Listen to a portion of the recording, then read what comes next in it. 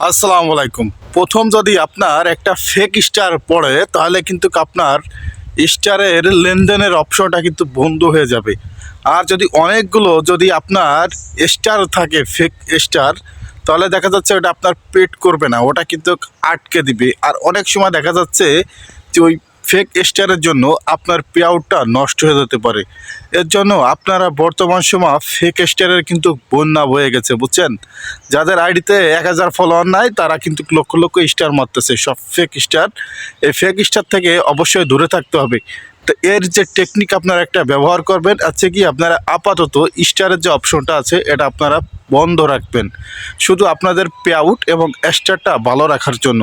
Star থেকে লক্ষ লক্ষ টাকা যেরকম আয় করা যায়, এর কিন্তু ক্ষতিটা বর্তমান সময় কিন্তু হবে, আপনারা আয় আর করতে পারবেন না। ফেক স্টার যদি একবারে ঢুকে যায় আপনাদের স্টারের অপশনটা বন্ধ করে দিবে।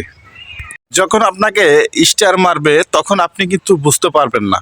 যখন আপনাকে বেশি করে স্টার মারবে, যখন আপনি আইডির ভিতরে চেক করবেন যে কারা এই স্টারগুলো মারছে, তখন কিন্তু আপনি বুঝতে পারবেন কোনটা অরিজিনাল কোনটা ফেক। এমনি স্টার দেখে বোঝা যাচ্ছে না যে কোনটা অরিজিনাল কোনটা ফেক।